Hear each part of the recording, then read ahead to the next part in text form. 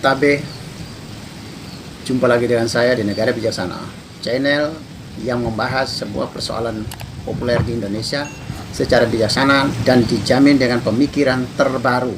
Sekarang baru heboh soal Rempang, Pulau Rempang di Batam, Kepulauan Riau, Provinsi Kepulauan Riau atau Kepri.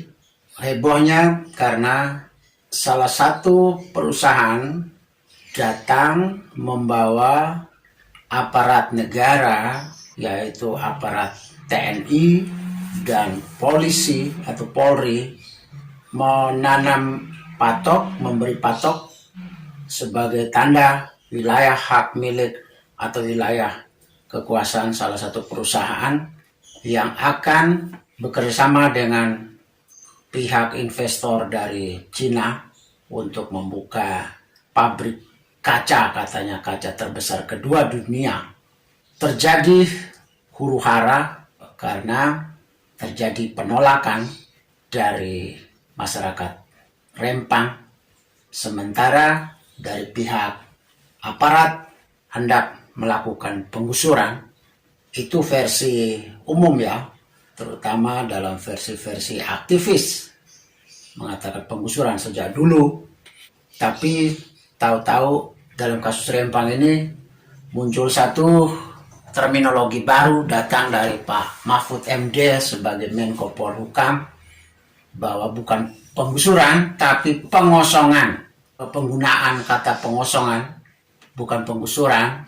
Orang mengatakan bahwa ini makna yang membingungkan karena toh esensinya adalah pemindahan warga setempat. Kalau saya memahami, memang antara penggusuran dengan pengosongan berbeda. Penggusuran berarti sebuah lokasi milik warga dan mereka bertahan, merasa diri mereka punya hak. Lalu sekelompok orang yang merasa punya hak, mereka datang memaksa kehendaknya untuk warga setempat minggir. Itu penggusuran karena merasa itu punya hak. Kata pengosongan yang dipakai oleh Pak Mahfud MD, saya memahaminya bahwa itu artinya tanah di Rempang adalah bukan milik warga, sehingga tidak ada penggusuran, yang ada cuman pengosongan. Yang punya mau pakai, mau menggunakan, sehingga apa-apa yang tidak dimanfaatkan dalam konteks untuk persiapan sebuah bangunan, persiapan untuk pelaksanaan pembangunan pabrik kaca yang tidak punya sangkut paut, yang tidak punya kepentingan, dikosongkan. Ya macam-macam, entah penduduk liar, jadi penduduk di situ dianggap liar. Entah pohon-pohon yang liar yang tidak berguna, yang tidak akan dipakai di dalam pengoperasian pabrik kaca ini. Hewan-hewan yang ada di sekitar situ yang tidak berguna, tidak ada hubungan dengan pabrik kaca, ya harus dikosongkan. Kalau penggusuran artinya warga setempat punya hak atas tanah itu, jadi mereka dipaksa pergi. Tapi kalau pengosongan artinya warga setempat tidak punya hak, jadi mereka harus pindah, pergi dari situ. Ya, sama-sama pergi, tapi yang satu maknanya punya hak, merasa punya hak, sementara pengosongan adalah warga siapapun yang ada di situ dianggap tidak punya hak. Itu saya menangkapnya. Maaf Pak Mahfud MD kalau saya memahami keliru dari maksud Anda. Karena kata ini, terminologi ini relatif baru dipakai oleh Bapak. Persoalannya, kalau warga di situ masih mempertahankan, tidak mau pergi, itu artinya mereka merasa mereka punya hak atas tanah itu dan mereka tidak mau pergi. Meskipun pemerintah sudah mengatakan atau pihak otorita Batam sudah mengatakan penjelasan bahwa sebelumnya sudah terjadi perundingan-perundingan oleh pihak-pihak yang berkepentingan, oleh para stakeholder termasuk warga Rempang, dikumpulkan untuk bicara tentang pemindahan atau relokasi, termasuk apa yang harus disiapkan, fasilitas apa saja yang warga dapatkan. Kalau seperti ini berarti bagi pemerintah atau bagi badan otorita Batam merasa bahwa pihak pemerintah dan pihak investor sudah terlalu amat baik kepada orang yang tidak berhak saja, yang artinya mereka dianggap penumpang di lokasi itu, masih diurus untuk pemindahan dan masih diberi jaminan hidup, jaminan sosial, entah rumah, entah mata pencarian, lahan kerja. Jadi dianggap ini sangat baik, pemerintah, Badan Otorita Batam maupun investornya sangat baik kepada warga Rempang. Kesannya seperti itu ya. Tetapi jika masyarakat Rempang tidak mau pindah, itu artinya pertama, mereka merasa tanah itu milik mereka. Yang kedua, mereka merasa tidak mau pindah. Atau kalau mau pindah, mereka tidak setuju. Bisa saja belum ada kesepakatan dengan jaminan-jaminan sosial itu. Pada pembicaraan saya kali ini, tidak hendak menyoroti siapa yang berhak atas tanah itu atau wilayah itu, atau apakah relokasi atau tidak, atau apakah jaminan sosial yang diberikan oleh pemerintah atau oleh investor kepada warga Rempang layak atau tidak. Bukan soal itu. Tapi saya mau bicara dari hal yang paling mendasar, yaitu pecahnya konflik antara warga masyarakat dengan pihak investor yang mempergunakan alat-alat negara, polisi, tentara, bahkan Badan Otorita Batam dipakai untuk mengosongkan, dalam istilah Mahfud MD ya, dalam istilah masyarakat akan mengatakan itu penggusuran. Pecahnya persoalan ini menunjukkan warga tidak mau mundur dari tanah itu. Bisa karena mereka merasa punya hak, bisa karena tidak setuju dengan konsekuensinya, bisa dua-dua. Saya mau bicara dari segi yang pertama. Ada tanda-tanda masyarakat tidak mau pergi karena mereka ingin menempati wilayah itu. Dan mereka merasa mereka punya hak milik atas tanah itu. Pernyataan mereka ini, pendapat mereka ini, tentu dilindungi oleh undang-undang kita, kebebasan berpendapat. Kebebasan seseorang, kebebasan warga Rempang untuk berpendapat bahwa itu tanah milik mereka. Pertanyaannya, investor dan Badan Otorita Batam yang melakukan pengosongan itu dengan menyuruh masyarakat pergi, katanya atas dasar masyarakat Rempang tidak punya bukti hak milik, tidak punya sertifikat dalam konteks pemerintahan modern. Kalau masyarakat tidak punya hak karena tidak bisa menunjukkan surat bukti akte hak milik tanah, akte yang dikeluarkan oleh Badan Pertanahan Nasional, maka pertanyaannya, kalau pemerintah atau Badan Otorita Batam atau investor itu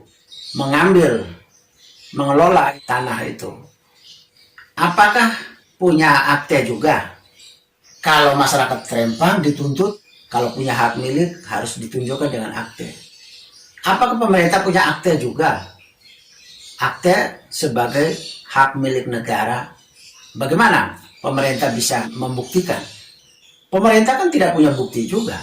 Dari podcast RKN, podcast yang digawangi oleh Pak Petrus Celestinus dan Alphonse Lemau, podcast mereka menunjukkan bahwa Badan Otorita Batam menerima HPL, hak pengelolaan lahan, dari Kementerian Pertanahan. Zaman dulu di bidang Kementerian Agraria. Proses itu terjadi sejak zaman Orde Baru. Persoalannya, Badan Pertanahan Nasional yang memberikan HPL kepada Badan Otorita Batam, terus apa hak BPN sampai memberikan tanah itu kepada Badan Otorita Batam. Apa hak pemerintah dalam hal ini? Badan Pertanahan. Karena kalau masyarakat Rempang tidak bisa memberi bukti administrasi akte, maka dari mana pemerintah lewat BPN bisa membuktikan bahwa itu milik pemerintah? Kan tidak punya bukti juga pemerintah. Harusnya tuntutan yang sama, jangan hanya menuntut kepada warga masyarakat Rempang harus memiliki bukti, tapi pemerintah sendiri juga harus memiliki bukti juga bahwa itu milik negara, bukan milik warga. Kalau menuntut orang melakukan hal itu, maka layaknya negara harus melakukan hal yang sama seperti yang dituntut kepada masyarakat. Masa kepada masyarakat dituntut harus membuktikan kepemilikan, tapi kepada negara sendiri tidak perlu membuktikan kepemilikan negara atas tanah itu. Itu kan tidak adil, tidak fair. Sekarang masalah di Rempang itu saya melihat fenomenanya sama juga dengan masalah di Tanah Besi Pae, NTT di Pulau Timur ya. Kasus sama juga. Beberapa tahun lalu itu pemerintah NTT datang menggusur warga yang ada di Besi Pae. Warga yang ada di situ yang masih bertahan tidak mau pergi dianiaya. Jadi saya mencatat ada 2 lokasi ini di Indonesia yang masih tersisa kekerasan, penggusuran atau pengosongan tanah yang dilakukan oleh pemerintah dengan memanfaatkan aparatur negara, polisi dan tentara untuk menakut-nakuti warga, untuk menganiaya warga. Ini suatu praktek yang salah, praktek yang tidak benar, masih dalam praktek penjajahan, kasar, bertindak kasar kepada warga. Negara, para pejabat kan sudah tahu bahwa negara berdasarkan hukum. Berarti semua persoalan harus diselesaikan lewat hukum. Tidak dengan tangan besi, tidak dengan hukum rimba, tapi dengan hukum positif, hukum negara juga. Tanah di Besi Pae dan tanah di Rempang, ketika pemerintah berhadapan dengan warga masyarakat yang tidak mau pindah, kenapa dengan kekerasan? Kalau mereka mengklaim milik mereka, maka silakan pemerintah silakan meyakini juga bahwa itu milik pemerintah. Nah, sama-sama klaim kepemilikan, berarti tanah itu namanya tanah sengketa. Tanah Rempang, tanah Besi Pae itu namanya tanah sengketa. Kalau tanah sengketa berarti harus dibawa ke pengadilan dulu, bawa ke hukum.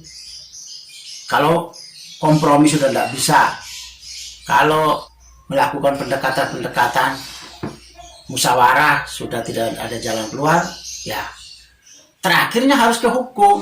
Bukan terakhir dengan penggusuran, bukan terakhir dengan pengerahan tentara, pengerahan polisi.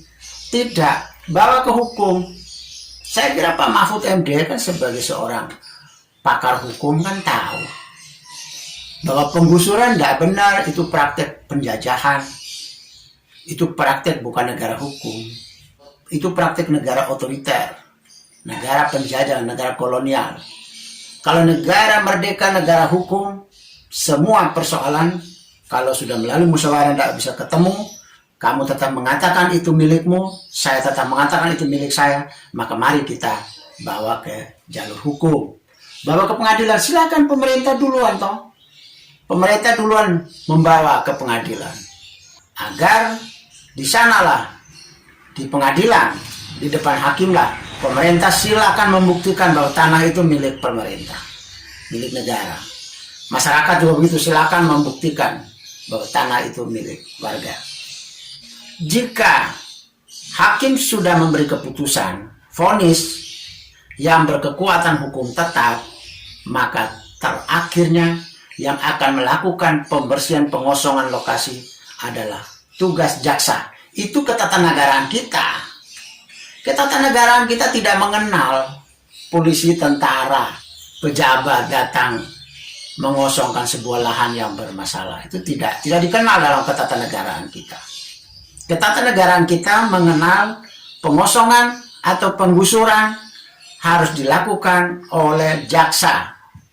Jaksa menjalankan atas perintah hakim.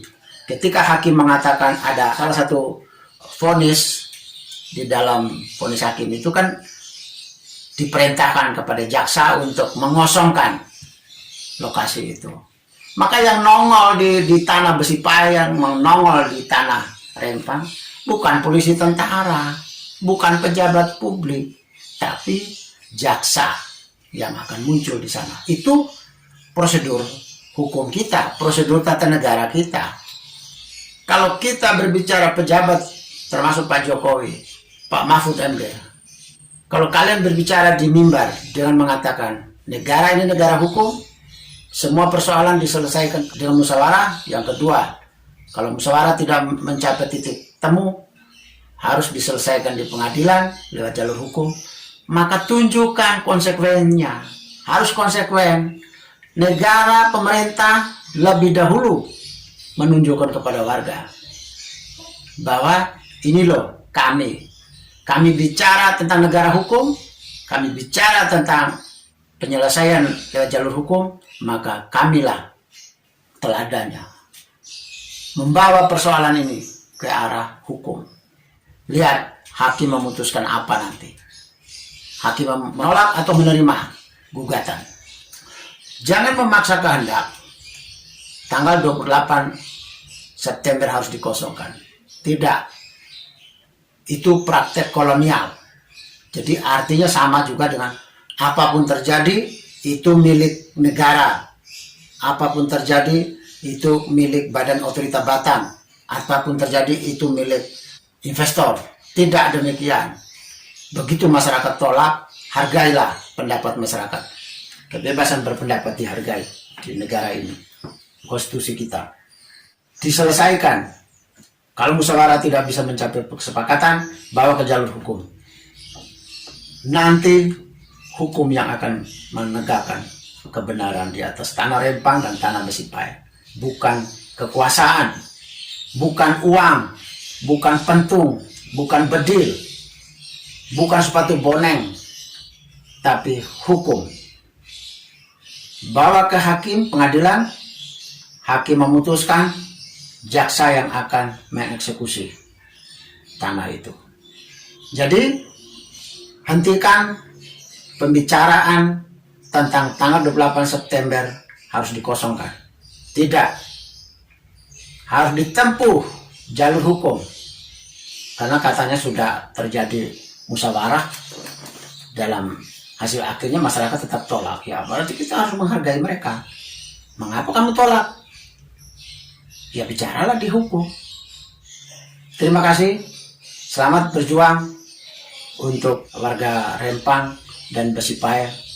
Selamat berjuang atas keyakinan kalian, pendapat kalian, dan pemerintah. Selamat menunjukkan teladan bahwa kalau musyawarah tidak bisa mencapai kesepakatan, harus dibawa ke jalur hukum. Jika Anda setuju dengan saya, Anda seide dengan saya, berarti kita berada pada satu perjuangan yang sama, yaitu ingin melihat Indonesia menjadi lebih baik, Indonesia menjadi negara yang bijaksana yang kita impikan. Caranya adalah dengan Anda memberi dukungan dan berpartisipasi dalam channel ini.